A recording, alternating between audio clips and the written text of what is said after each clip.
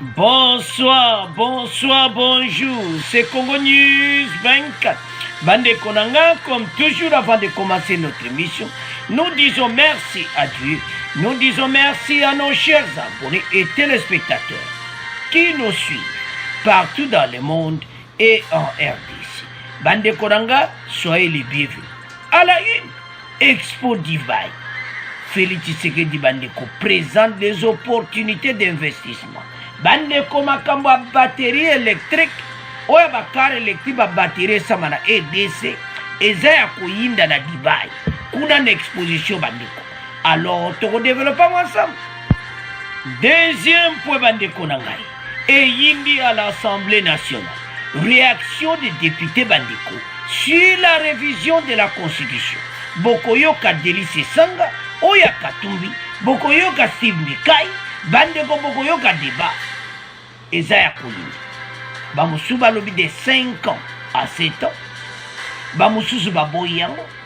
Bamususu Balobi que voilà Makamako réviser Constitution ezati. Donc, mote pays. Alors, tous à la connecter, tout développer ensemble. Troisième point, chers téléspectateurs, les rebelles M23 Bandeko à Ruchou. Voici les détails. Tozope Sabino, Oye Salani, Bandeko et Zasson. Alors, tous à la connecter, tout développer ensemble. Alors, Bandeko Rangato, comme il a point d'habitude à Liboso, arrivée de Fachi, Expo Dubaï, Boyoka, RDC Industrie de batteries électriques. Parce que makambo ba batterie et yindi kuna. Alors, boyosa bandeko nyonso était era mwekoki. Oyo tosangana ensemble autour ya Congo News 24. Expo Dubaï. Félix Tshisekedi présente les opportunités d'investissement RDC.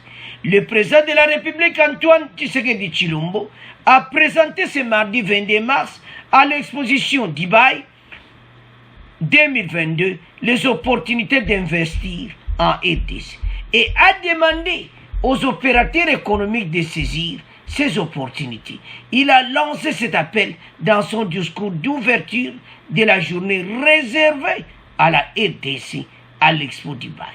Bandeko Fachi Alubina Expo Dubaï. Ndenge nini RDC makamba bien ekozala. Bandeko biso zala biloko oyo monde balukaka. Alors, les opportunités fatia jwa message na ye bandeko na Expo Dubaï bandeko. Bazo bengango Expo Dubaï bandeko 2020. Bandeko eza somo. Alors, fachi ako présenter message na ye. Expo oyo, il fallait ça en 2020. Mais le collègue makambo ya corona yango wana batiango siko na 2022. Alors, a du message. Pona ndeni ni mboka na biso bandeko. Ekozala avancer na oyo biso dia tozosala. Parce que biso zala ba matière nyonso. Le chef de l'État a vanté dans son discours la RDC pour ses atouts miniers, forestiers et pour sa culture. Il a invité les différents investisseurs et opérateurs économiques à explorer les opportunités qu'offre la RDC. Aïbisi opérateur économique na Dubaï. Ngai na fournisseur de matières premières. Nazana biloko ebele na ya forêt boya kota la opportunité na RDC. Bande ko fachi dans sala ba message oyo. Et ça pour intérêt yangana yo. Et c'est vraiment très important. Tous à la connecter. Parce que Fachi Bena, Oyo Kaka, vraiment solo à pesi. Parce que Mboka Nabiso, Bandeko, tout ça na nyos, mais au senga connexion. Et salama, na monde Oyo, pour Makambo et avancer.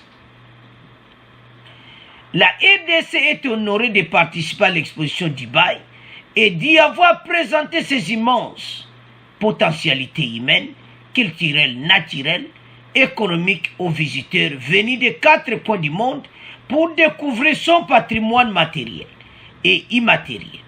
Pour cette journée, national, les pavillons de la RDC offrent toutes les opportunités existantes à saisir dans les différents secteurs, a expliqué Félix Tshisekedi.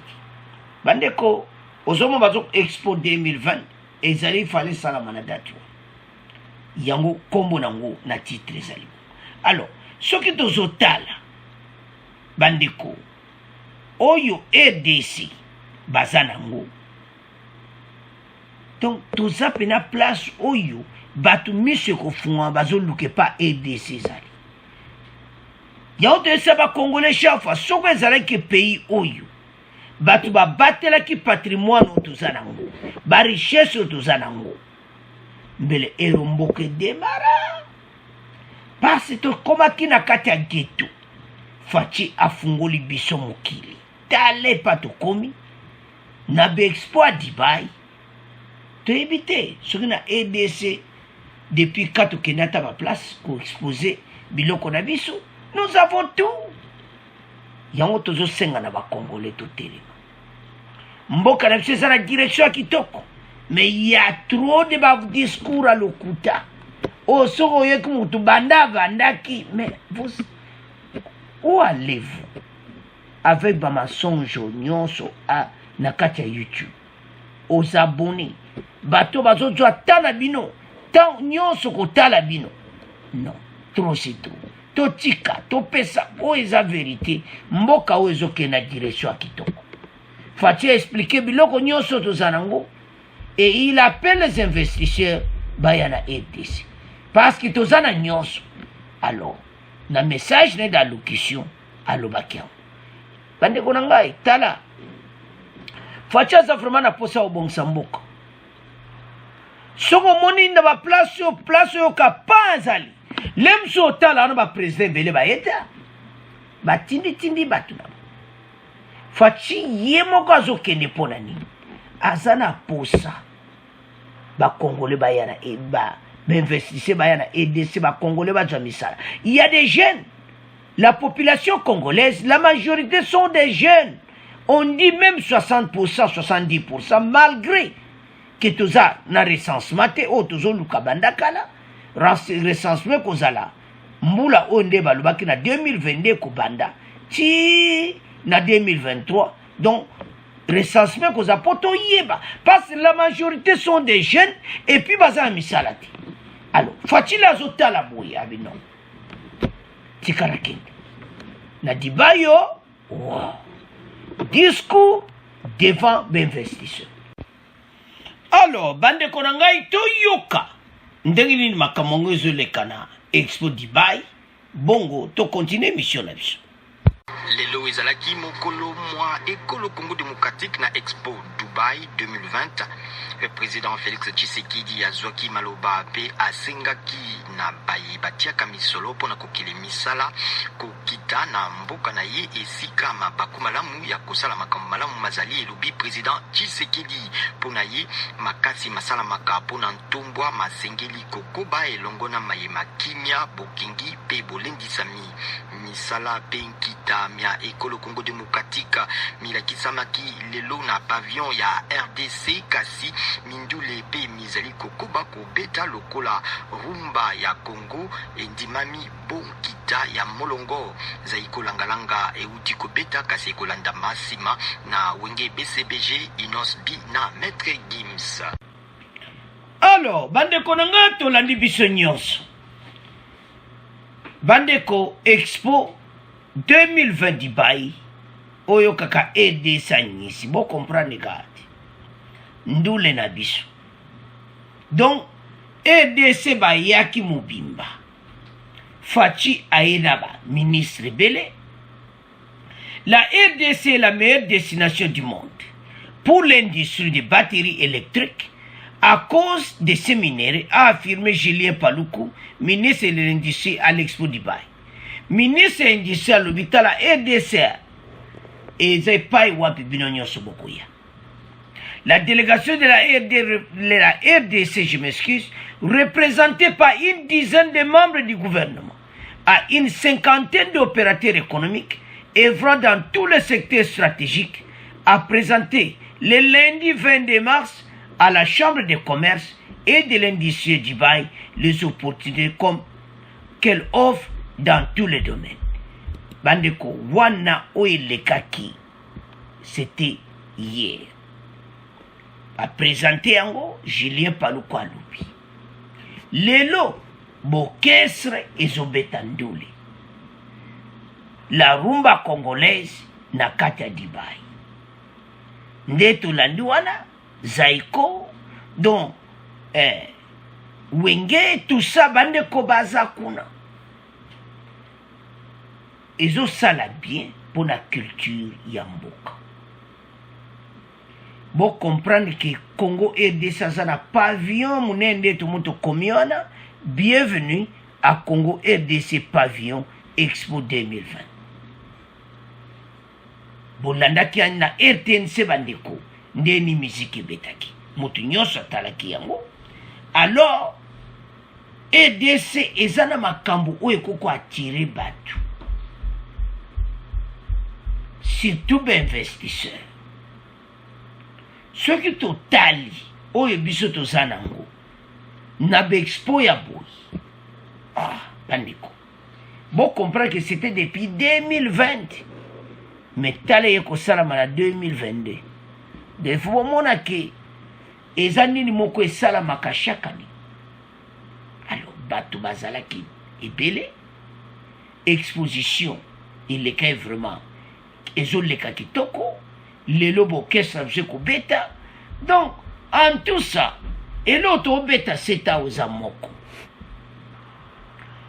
ba investissez ba yana mboka. Topes exemple nde Julien Paluku asalaki nini na ye alobi ke biso bato sala bandeko tala ba batterie oyo mo ba car électrique o mokili lelo makelele car électrique makelele ba batterie la majorité zouta na cobalt na biso na RTC botala otozanango bo matière otozanango monde bazana posa nango. Ceux qui va gérer mboko malamu, ceux qui font pas continuer qu'à ndenga zosala. Bandeko, on parlera de la RDC plusieurs années à partir de 2023-2024. Parce que mboka na biso zana nyonso, ya to ça va congolais chaque fois je regrette na bo bazo monati le travail au Congo bazosala. Mboka ozo kende malamu. Mais yale o eliba.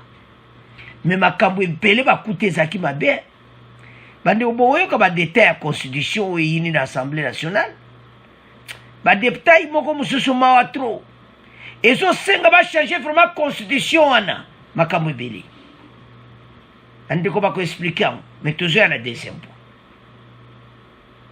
facha kutimboka moko je ne sais pas je manque même des mots un pays totalement détruit.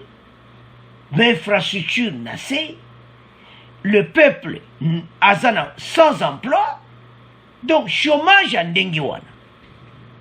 Et puis on ne fait rien pendant 20 ans.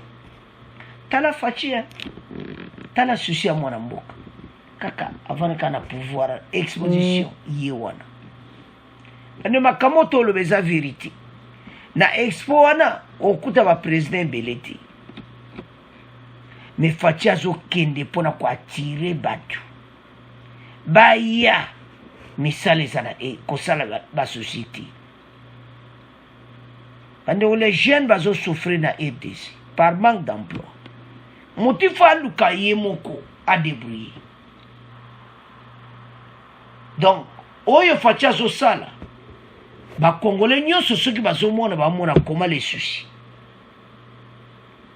Aouti na ba traitement botala kaka fachi photo wana azana kolo wana toujours azolata c'est-à-dire aza toujours na traitement mais na nzoto ne kanda outi traitement alobi na kotika bana RDC boiti chômage eleki tikana ken expo Dubai 2020 naluka ba investisseur baya na mboka po bande kona ngai baleki na ngai bana na ngai bazwa misala les soucis d'un président de la République. Oyo bande konanga ba kubenga mikolo de père et de mère. avançons ensemble. Pays na biso ezosenga volonté moko boye, ezosenga union moko boye ezala entre les Congolais.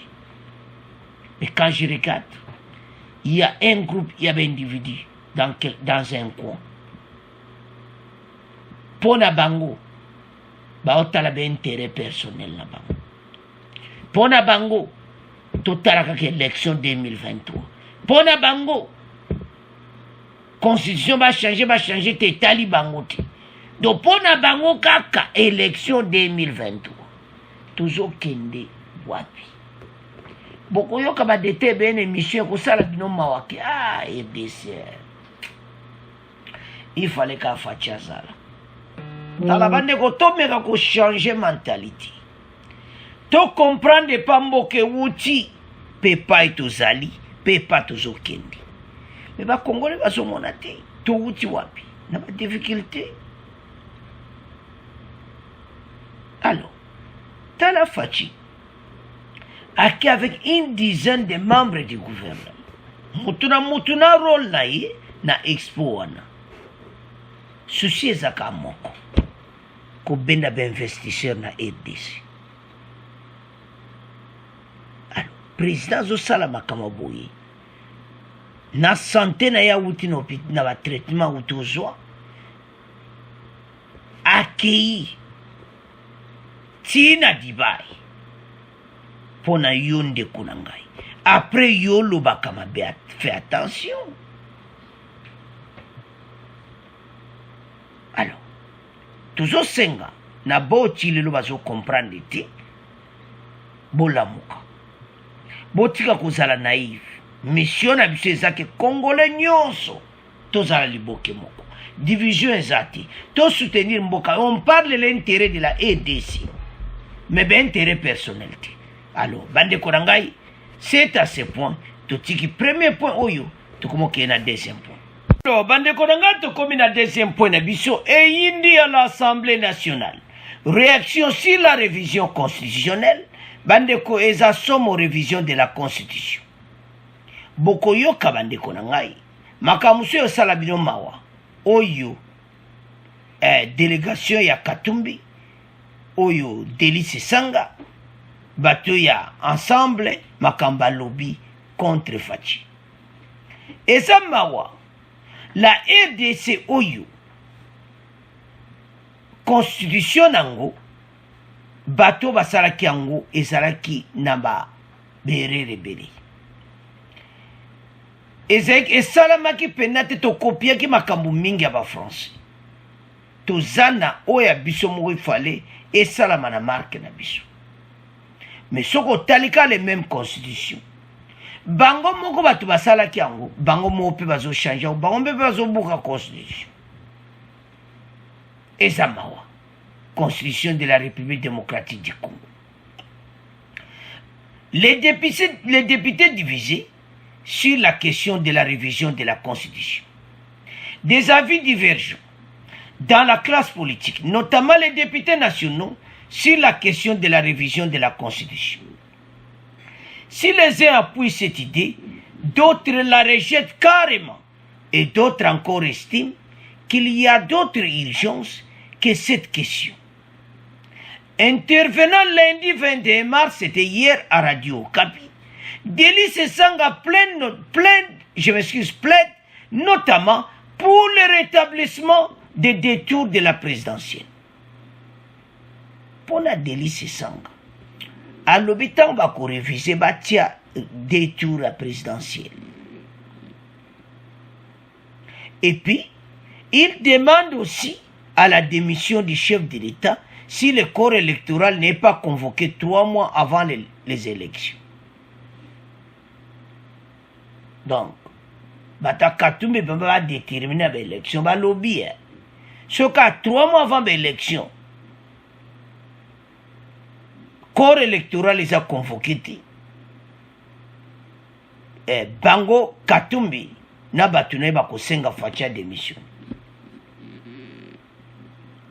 Donc, Yango, vous comprenez? Batuna la katia. Liberté d'expression, muta lo bana marque. Fachi a démissionné comment?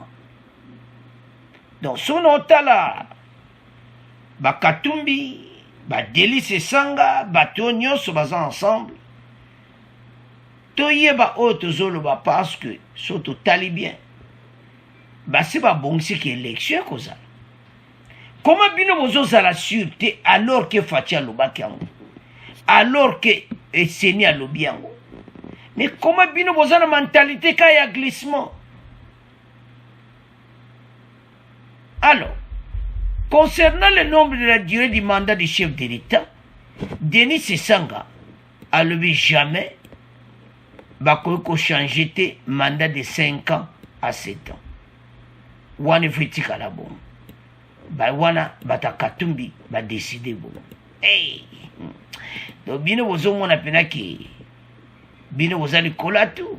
Non. Toyeba oyo tozoloba. Bandeko batu ya ensemble oya Katumbi vision misu na bango tout ça ezaka pona élection 2023. Donc Katumbi azomona ke bako voter. Mais son otala ba commentaire na otala batu na omona te soki akokozwa ba voix oyo ko komse kote wa. Wana ezaka ka supposition tozoloba. Mais là dont toloba ni tozana démocratie. Bato bazana liberté de la parole. Mais na zapena maloba ya lobi na zomona te komeko salama. Parce que l'élection a été déjà proclamée. Bandeko ya toloba ke négativité kota na mentalité na biso nyonso ba Congolais. Lokola gouvernement ya PPRD l'exaki mandat basala ki glissement pona bango bazomona ki Fachi pa ko sala glissement. Fachi aza homme de parole de Delis Sanga. Fachi so alobi le kamune ko sala yango. Donc détrompez-vous bino nyonso bozoya koloba na media. Na Delis Sanga makamuno wana lobi ki o Fachi a boye ko sala mate parce que Fachi assez alobaki élection kozala. Donc ce que tu as le langage au comprendre motema ya mutu. Donc biso ba Congolais motema o tozana ngo ezo sala mawaler moko. Boyoka ndenge ya koloba. Tokotiela bino Delis ça. Et ça mawa. La plupart des dispositions de la Constitution peuvent être révisées, mais il y a pour lesquels on ne peut pas revenir pour sa révision. C'est le cas de la durée de nombre du mandat du président de la République. Donc côté Katumbi bakangami kaka na côté à Fachi. Que jamais bakoki ko changer constitution côté bango tout bandimi ba changer constitution. Mais balobi côté wana basimbati. Ah, Delis Sanga. Bon. Et là, c'est important de changer la constitution. Pour ma kamwe belé, et ça m'a trop sur l'andi ma détail. Donc, ma kamwe belé, et ça peut pas concorder. Et ça, là, pour un groupe d'individus. Les mêmes constitutions, bomi justice et bomi état de droit. Donc, tout a été planifié. Il y a un Fachi à Kota qui obalanda bamote. C'est-à-dire bango constitution de batiaki basi batia ba alinéa na bango. Soka voye pa mutape peda c'est bongo tangi constitution te. Constitution le bongo te. Wana batape pede donc soko ya li soroka na bango a ebisio déjà. Yeba ki cause alors ba tiko mena ba député ba fungoli miso. Ba bi constitution il faut changer. Alors c'est mbikaya lobi. Il faut pas changer yango. Eza makambo esalamaki eza pene ya bisuti. Toyoka Delis Sanga et puis Steve Bikai. Bon, on continue émission parce que moi te là dans cette émission. Bonjour Bonjour à tous. À quelques mois des élections générales de 2023, le débat sur la révision constitutionnelle refait surface. 3 initiatives de révision constitutionnelle sont déjà déposées à l'Assemblée nationale. Un collectif des députés nationaux plaide pour la programmation du débat sur la révision de la loi fondamentale au cours de cette session, alors que d'autres jugent cette révision, qui devrait porter essentiellement sur certaines dispositions liées au système électoral congolais, inopportune. Michel Kifindangoy. Si Marie-Ange Lukiana propose la création d'un poste de vice-président de la République, Délice Sanga plaide pour le rétablissement des 2 tours de la présidentielle et la démission du chef de l'État si le corps électoral n'est pas convoqué 3 mois avant les élections. La plupart des dispositions de la Constitution peuvent être révisées. Mais il y a des dispositions qu'on ne peut pas revenir sur ces dispositions. C'est le cas. La durée et le nombre de mandats d'un président de la République. Steve Mbika, lui, prône pour le rallongement du mandat du chef de l'État de 5 à 7 ans et la suppression de certaines institutions budgétivores comme le Sénat. Il y a des collègues qui sont opposés à une révision constitutionnelle et il y en a d'autres qui sont pour une révision et certains d'autres, comme moi par exemple, qui sont pour carrément le changement de la Constitution. Pour le député John Banza, il y a plus urgent dans le pays que la révision de la Constitution. Il serait plus utile de donner des pistes de solutions pour que le mandat qui nous est donné puisse être beaucoup plus fructueux que de penser à un éventuel rallongement du nombre d'années. John Banza invite le Parlement à travailler sur l'amélioration des conditions de vie des Congolais. Et puis Steve Mbika, lui, propose le passage du mandat du chef de l'État de 5 à 7 ans, la suppression de certaines institutions qu'il juge budgétivores, notamment le Sénat, et aussi passer du régime semi-présidentiel au régime présidentiel. Pour sa part, Gershom Kaebe, initiateur du parti dénommé La Dynamique Umoja, rejette cette idée. Dans une déclaration hier, lundi à Radio Okapi, ce Congolais résidant aux États-Unis d'Amérique estime, selon lui, que la priorité attendue du gouvernement actuel, c'est l'organisation des élections libres et crédibles en 2023. Il est joint par Alain Irung. Je voudrais demander à ceux qui sont en train d'initier le projet de modification de la Constitution d'arrêter cette aventure-là. Le problème de la République démocratique du Congo, ce n'est pas la Constitution, c'est plutôt la gouvernance. Tout ce que nous demandons au gouvernement congolais actuellement, ce n'est pas la modification de la Constitution, ce n'est même plus les routes, ce n'est plus le courant, ce n'est plus de l'eau. C'est tout simplement les élections libres et crédibles en 2023. Parce que ce que ce gouvernement n'a pas pu faire en 4 ans, il ne le fera pas en quelques mois. Et donc, il ne peut plus rien offrir aux Congolais à part les élections. J'en profite pour interpeller les députés qui sont les représentants du peuple. Je leur demande d'écouter ce peuple, de respecter et de faire respecter la volonté et les choix de leurs élus. Alors, Bande Kodanga, nous avons suivi. Tolandi Bissonyo Soana. Délice Sanga a lobby que la plupart des dispositions dans la Constitution peuvent être révisées. Mais il y en a pour lesquelles on ne peut pas réviser pour sa révision. C'est le cas de la durée de du nombre de mandats du président de la République. Balobi fait 5 ans.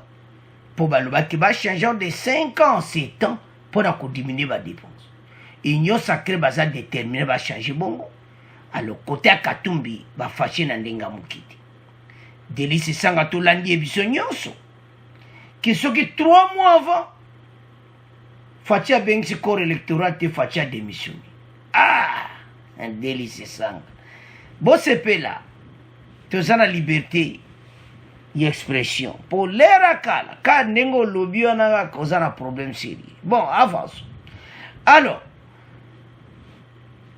Tolandi Bissonyo sur côté Katumbi, élection pour na bango za priorité. Makambo tu etikali, bango kuna basate. Pasi baloba akali kamoko. Kakali kamoba, kangami kakawana. Donc, pas ensemble, bazana problème. To éviter ce que la bango combien de temps. bakotikala wana union sacrée combien de temps po nazomona te ndeni bakoumela ni union sacrée alors que mentalité na bango eza ka contre les chefs de l'État parce que union sacrée basangana tout autour ya faci po babongisa mboka baavancer na mboka oyo bakutaki ekufa. Mais quand je vois d'autres députés au comprendre position na bango eza mosusu. Steve Mbikai azaki clair alobi makambo ebele na kata constitution eza malamu te. Il faut changer yango révision constitutionnelle toujours ya to expliquer bino bokolanda expert moko akoluba ame akoexplike ndeni esalamaka baparlementaire eza mpona kopesa oui barévise après badetail nde babana kotravaille baluki équipe moko équipe wana bake bavandi batushe bapoint wana nyonso soki bapoint eza ebele te ekoumela te so bapoint eza ebele ekoumela selon expert oyo ye a expliqué ke ekozwa une année so balingi bachange constitution mobimba parce que baide na bango aso totali bien eza pour changer quelques points mais soki makambo eza ya mingi il faut bazwa un groupe ya bato selon ndenge expert oyo a expliqué. Alors tolanda nanu expert oyo parce que bandeko moto epeli na plateau parce que un avis qui ne partage pas son homologue Steve Mbikai, il prend le rallongement du mandat du chef de l'État de 5 à 7 ans et la suppression de certaines institutions et budgétivores comme le Sénat. Le Sénat fait partout dans la chambre haute, dans la chambre basse. Pour sa part, lequel propose la création d'un poste de vice-président de la République. Alors, Tolanda, expert Oyo, bon, on continue mission. Parce que la constitution Oyo Tozanango, dans la République démocratique du Congo, lelo, to tiki yango, to te yango, pemeni, to komi yango, to sali constitution mosusu ya tika. Tango to kosa la constitution na ya tika, et l'inko loba ete République démocratique du Congo est l'ongwe la 3e République. Et côté la 4e République. Parce que changement il y a pour les cas la République Moko, pour la République Moussousou, et les cas par changement il y a constitution, il faut estaler pour permettre yango. Mais processus wana et la processus Moko et la Kamulaimi. Parce que c'est était Moka et Tia pour venir dans le poteau constituant. Yango ne kosala que bakosangisa bato ya bwanya oyo ya batali makambo ya mibeko ou batali makambo ya population ou batali makambo ya social ba lopoto na sociologie ba psychologue bakosangisa bango bakozala ta 100 personnes basangisi bango batie bango liboke moko po bakanisa lolenge kani bakoki ko mema kosala constitution oyo ya tika oyo eko répondre na ba besoin na ba réalité ya mboka na biso République démocratique du Congo. Donc eza les kamo e kosala mana mbula moko te les kamo moko esengi ba ebenda maele belé pona kosala les kamo ya tika. Donc kokanisa ko changer constitution na monga oyo eza ekoki kosala mate na mandat oyo. Donc il faut ko banda yango eza processus molai. Alors tolandi ndeko wana il y a le biquet, si on va changer la constitution, il faut du temps. Donc, il y a des années pour changer. Mais alors que, on a besoin de changer la constitution, pour changer de 5 ans à 7 ans, kaka paragraphe wana, nan limite qui vous absorbe à nebe. Le bande va modifier nyonso parce que bande ko. Et mon peut ces raisons qu'il faut un jour avant de changer mon nyons. Pourquoi? Parce que ma cambo est belé za kuneza mawatro. Ce qui basent à quelques points où est urgent, tous aux 5 points où. D'abord ma cambo est justice. Constitution de l'Ubanini. Parce que yangonde mutezo bomamboka. Po ezana batu musuba ko samisa bangote. eza bato mosusu bakosambisa bango alors que kaka les mêmes constitutions article 12 elobi biso tout aux égaux devant la loi kaka les mêmes constitutions elobi ete ex-premier ministre bakoki kokanga ye te soki tootala bien la constitution a des problèmes sérieux donc ezosenga mpenza barevoir batala oyo nyonso ezoleka parce que eza esu malamu te alors sikoyo bango nyonso la majorité bandimi bachange constitution barevoir yango mais batangi quelques points d'estime bikai alobi selo style bikai alobi manda elongwa de 5 ans à 7 ans je crois bien bandeko ebele bakozala d'accord na pourquoi tozoloba bongo parce que chaque 5 ans baperte mais chaque 10 ans et 7 ans bakoki économiser tout ça alors soki bazobakisa 7 ans elobi teke baosala yango mpo na faci eza eloko etikala na constitution faci après 7 ans alongwe eza ide ya malamu mais ebele mpe nde tolani badelise esanga balobi non ekozala te bato ya katumbi baza contre yango mais so otali d'une part eza important ke bachange constitution makambo ebele na kati ezotia mboka mobulu parce que constitution ekozala contradictoire te constitution fo eza ndenge elobami ndenge esalami mais oyo biso ya des choses ezolobama esalami ndenge mosusu kote kuna eza ndenge mosusu tozokende wapi na mboka na biso ezosenga bato bacomprendre la volonté oyo union sacré baza nango baza na susi ya mboka pays oyo ekomaki eloko bakomobeta nango bale me nzambe aza malamu chef de l'état ye alongoli pays na kata ghetto tout le monde en parle de la RDC maintenant apesi bacongolais fierté akozala congolais et lelo oyo bacongolais bavivre baza na DG bavivre en pays azobunda na est azobunda partout bacongolais mpiaka faci ye wana na dibayo wow baindustrie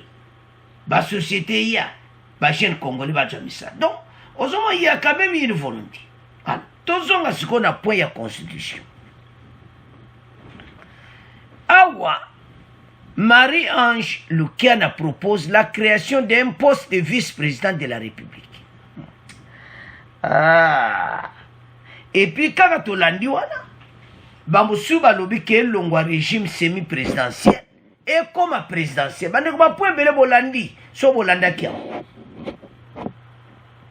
semi-présidentiel oyo toza nango sikoyo balongola yango ekoma kaka présidentiel nayebi te semi-présidentiel eza nango mabeta malamu ezala bongo ke gouvernement kozwa badécision neti Sama Lukonde mais ake asoli mpe na faci donc semi-présidentiel faci azwa te mais présidentiel eza oyo kaka président alobi masolo esili donc un peu lokola dictature esenga ezala semi-présidentiel parce ekoyede mingi bato bavanda mingi autour de la table avant me kodécider likambo poste à vice-président de la République eza mwa mbulu bandeko bademande eza tellement ebele mais bacongolais bapoint oyo biso oza besoin nango eza d'abord baloi mpo na justice na biso oyo ba-ex-premier ministre wana ke bakosambisa bango te bato mosusu na kati ya constitution bakosambisa bango te mais baza na badossier justicier donc eza kitoko te wana eza ya liboso ya mibale bochange de 5 ans présidence ekoma 7 ans makambo ebele donc eza important makambo oyo esenga bosolola me nazoyeba te soki katumbi na kati union sacré eza ndenge nini tozocomprendre te so boya na kati union sacré kende solola na faci katumbi que Délice Sanga ya kolo makambuka boye boye non. Et ça la propriété. Alors bien ma bête pas c'est mon son opinion. Mais bokende beaucoup na fachi bolobi. Beaucoup ta ko namboso bolobi. Eza ko fachi abatute. Bokena mboso. Bolobi te ta la proposition toi. Mais au monsieur c'est bimiawa. Do mawatu. Donc, si Bikaya lobi en tout cas 5 ans à 7 ans. Bandeko, makambo eze belé na conscience va changer. Si vous souhaitez autant de pères et de mères, wana pe kotaki, wana sikoto au clôturer nango. Des pères et de mères, tchani à kotisi yango. Bakatumbisi yango bazana kolera osaganati. Ba menace nyonso passe bazana kanda. Mais beaucoup na kanda. Hein bandeko. Situation to zana ngo faut ta la peti. Mais bango bazala na colère contre Fachi. Alors, metoko kende wapi na colère wana. Bandeko RDC ils ont qu'une direction malamu mais tout ça andi bomoko metema changement de mentalité. Alors, c'est à ce point. Tu tiki deuxième point, tu comment qu'il y a un troisième point. Alors, bande konangato comme na point na biso, il y a rebelle M23. Bande ko guerre zaki ya kusaka na ngote. Il y a des pertes na côté ya M23, il y a des pertes na côté pays ya FARDC. Mais na fin masolo FARDC ndi mutaganyi. Ba lakisi bango expertise. FARDC ba pumbusi bango baza dépendante pour le moment. Ceux qui ba kati déjà en Gamba Rwanda bandeko est difficile. Ne baza wana ba place union sur basala qui ba récupérer tout bastion na bango. Nde bazawa baza kopanzana. Bitumbe zaki a osangote na Rutshuru bandeko. Voici les détails. Depuis 3 jours, soit du 19 au lundi 21 mars 2022, les forces armées congolaises FARDC ont laissé des offensives militaires de grande envergure et ciblées contre les positions du M23. Un mouvement rebelle actif au Nord Kivu est soupçonné de nombreuses exactions, atrocités contre les civils dans les territoires de Rutshuru, à l'est de la République démocratique du Congo. Basalema beto, bazwa ba village mokokuna, bazo nyokola kabango, na ba taxes et tout ça. Alors, FARDC a récupéré tout. Un quartier général et plusieurs bastions du M23 détruits et récupérés par les FARDC.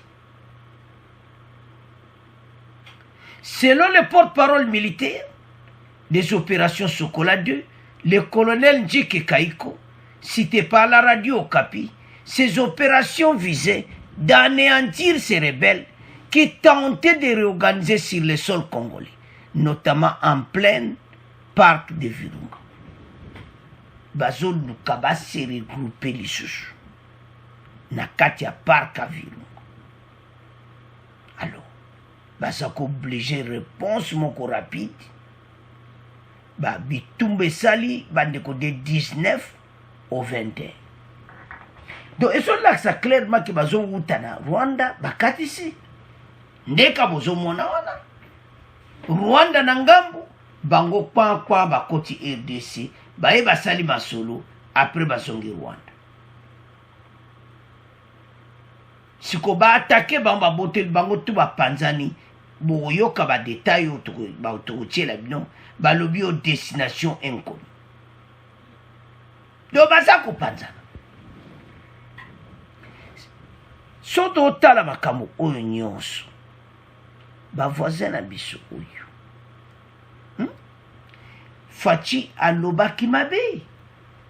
Kenda kuna biso ya voisin zopela moto yoza ko réjouir. Et puis, alobaki na bango directement ba FARDC wana nde bitumba wana to ezalaka oyo esalamaka liboso mpe babomaka ba FARDC ebele. Il y avait complicité esalamaki wana. Et puis Fachi alobi na bango boyi ke na bino moko bakambi boza basponsor ya ba M23 barebele oyo bazotia mabe na mboka na biso. Message ezaki direct epa bavoisin mpe eyokanaki.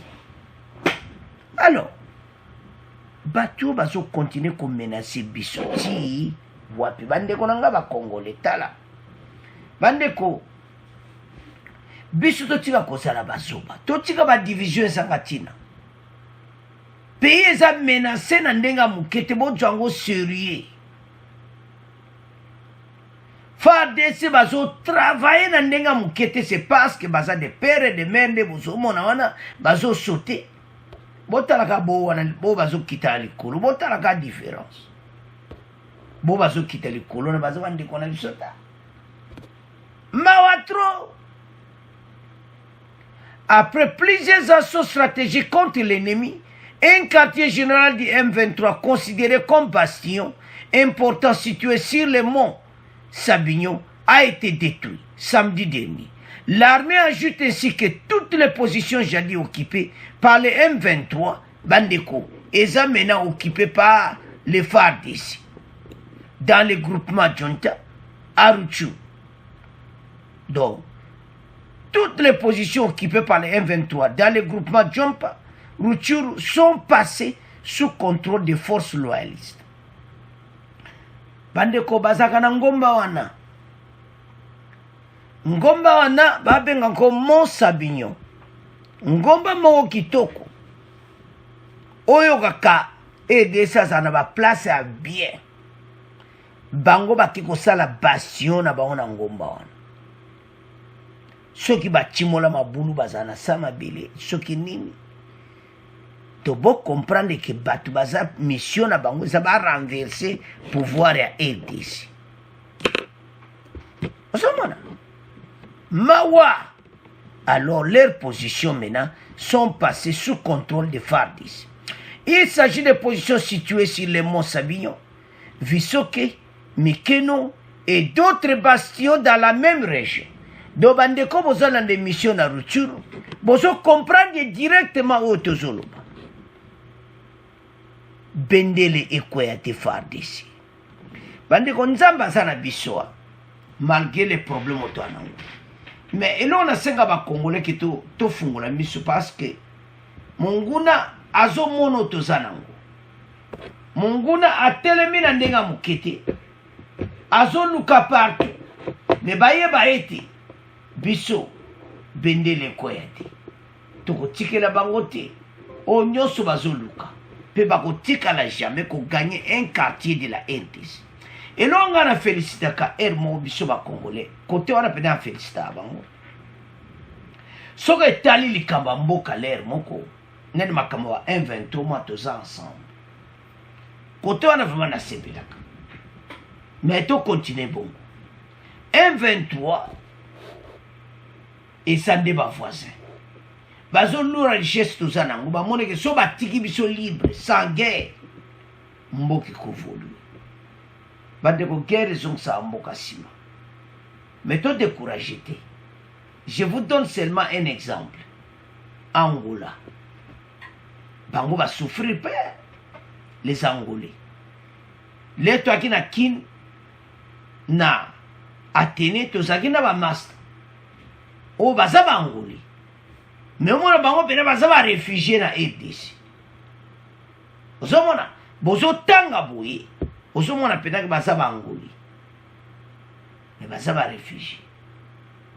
Donc, o bandeko ebele ba kinwa ba yebi otozolo ba soki oza oyebi kaki soko botama na ba ne wana so oza plus de 50 ans 60 ans okoyeba o na zolo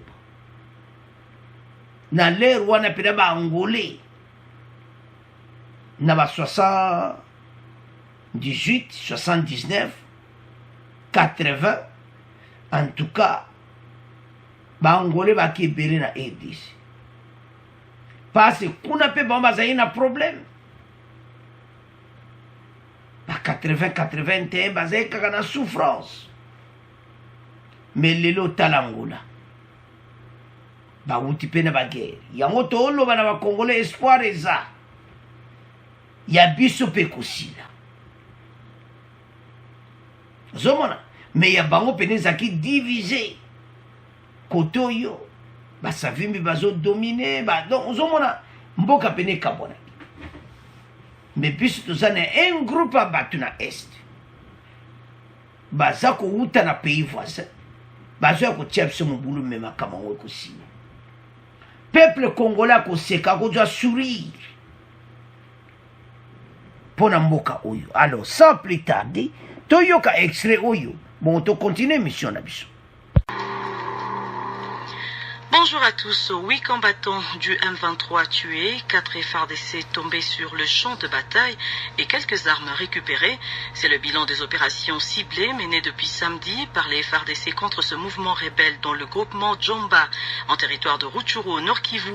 L'armée a lancé depuis 3 jours maintenant ces opérations en vue d'anéantir l'ennemi qui tentait de se réorganiser, dit le porte-parole des opérations Sokola. L'armée affirme poursuivre les opérations de nettoyage dans cette région. Denis Lukeso nous fait le point. Le quartier général du M23, bastion important situé sur le mont Sabinho, en groupement à Djomba, a été détruit par les FARDC samedi. C'était au cours d'une opération stratégique anticipée visant à déstabiliser le M23 qui tentait de se réorganiser pour lancer de nouvelles attaques, dit le porte-parole de Sokola 2. Des morts et des blessés ont été enregistrés dans le décamp. Le colonel Njike Kaiko affirme que toutes les positions occupées jadis par le M23 dans les Rutshuru sont actuellement entre les mains de l'armée loyaliste depuis ce week-end. Mont-Sabinho, Visoki, Momikeno et d'autres positions conquises.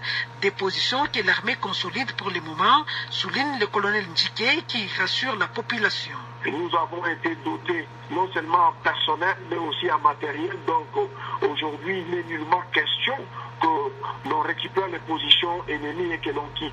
Aujourd'hui, nous récupérons des positions, nous les occupons et nous les consolidons.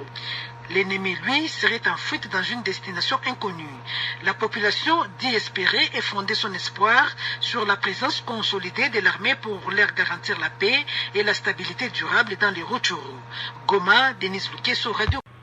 Alors, bande konga tolandi biso nyonso. Ndendi tobeti bango biloko. Bendele ekoyati. Un Kije et plusieurs bastions du M23 détruits et récupérés par les FARDC à Rutshuru, Mont-Sabinho, Visoki, Mikoni et d'autres bastions dans la même région. Aujourd'hui, il n'est nulle question que l'on récupère les positions de l'ennemi et que l'on quitte.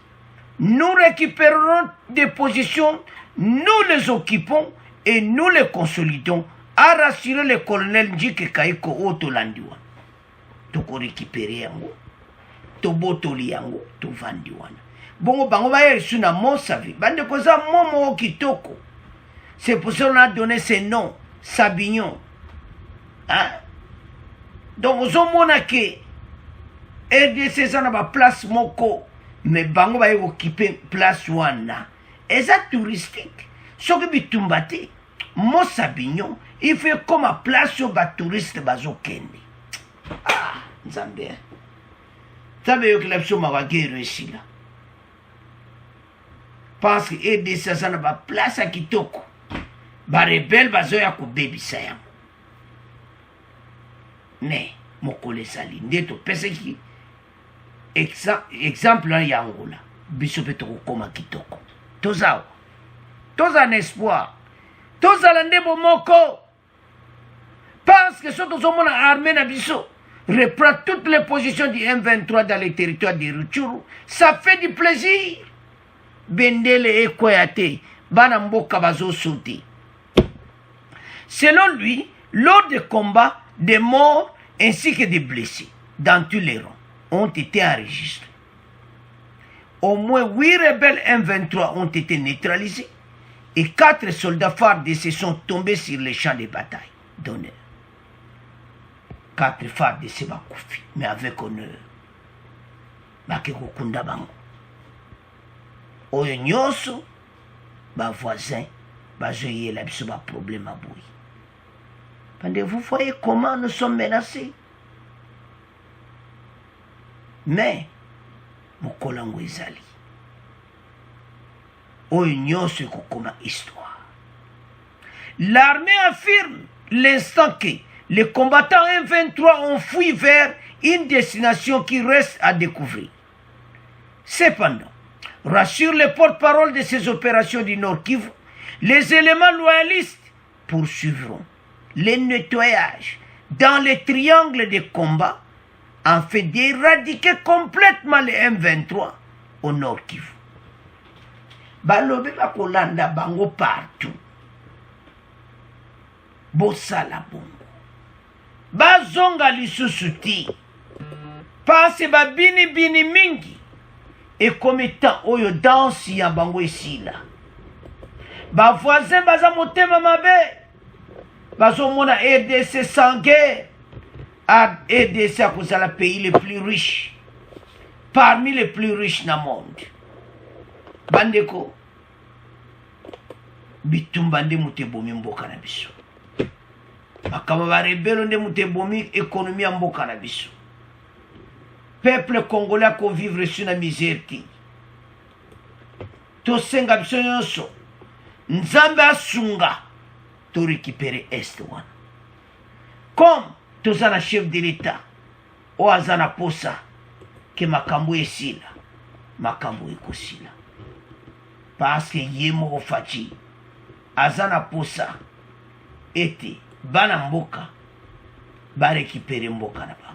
Mais trop c'est trop. Notre beau pays. Alors, botala ba jeune wana. Yango lo fatia lo baki ba jeune faut ba futa ba mbongo na bango bien. Bako bunda avec bonne volonté ces jeunes congolais. Bon mona les M23 ndinga bazo kitana ngomba. O comprendre que ba oyo basa bapaya ba eko détruire mboka na biso mais moko lezali boko futa oyo nyonso bozo sala ba congolais parce que tous un espoir EDC mboka na biso nous avons tout mais eza ba faux kopo ba faux guerre à lokuta oyo moto ezo déranger mboka na biso mais to yebete avec notre Dieu tokozala ba vainqueur et tous ces jeunes M23 ba kosuko ya sala ba vantité sur le sol congolais bandeko ba voisin ba yebi ba yebete makambo eza bango komona comment bazo sala ba congolais boy mais to koma na destiny wana ete makambo nyonso e koma histoire oyo ba congolais bana ko kansete il y avait eu un président azaki na souci ya mboka pona ko bengana ba M23 oyo ce n'est pas une chose facile bandeko ils ont gagné du terrain beaucoup pas que guerre na mboka na biso et wumela trop alors bango ba comment ba position na bango mais tu quoi attaquer bango partout balobi boy selon les porte-parole bandeko il y a ce qu'on a de opération Nord Kivu les éléments loyalistes c'est-à-dire FARDC poursuivront les nettoyages dans les triangles de combat afin d'éradiquer complètement les M23 au Nord Kivu. Basi ba ye position na bango. Basi ba ye bindeni ya kobeta bango biloko. Nde bazawana bakoyoka mokala te. Parce que mboka oyo eko continue boyete. Chef on a des rebelles baza partout. Ande botala bino moko. Tozo bundana ba rebelle ADF. Osomona ba rebelle ADF wana bazo salab suma bimi mais côté musu tozo bundana ba kodiko côté musu to bundana M23 non c'est trop banani bamemela biso makambo bino moboyebi pe kozala na bagroupe armé boye te. Je donne un exemple. Na kota Nigeria toyoka groupe Boko Haram et tout ça, mais so tali bango nyonso bazana bango kaka moko, mais biso yana multiple de groupes armés. La forêt équatoriale inondée, Kota Park Virunga inondée par des groupes armés. Awa nzambe fasi atia maboko banguna nyonso basila na ADC to batela mboka oyo bandeko richesse de mutezo sala bato nyonso bazo ya na mboka na biso parce que oyo tozana ngo bango bazana ngo te mais pays zo zala kana pauvreté. Pourquoi bango bazo yiba ba minere na biso ba voisin mais mokolo ezali eko yindela bango mokolo ezali biso tokolonga tokotia mira munene kote ya Rwanda na ADC poso tomona biloko aboyi elobi fatina discours na apesaki ndako avance ezopela moto ezo prospérer na biloko mboka na biso et puis les mêmes bino pe boza ba sponsor na ba groupe armé mais bazolanda bango tina suka. Alors bande konanga bendele kwa te FARDC abengani M23 baza ko palangana pour le moment mais baluba ko landa bango partout. Alors c'est à ce point to comme clôturer mission na biso. Bon abonner massivement, bon partager. Au revoir, à la prochaine.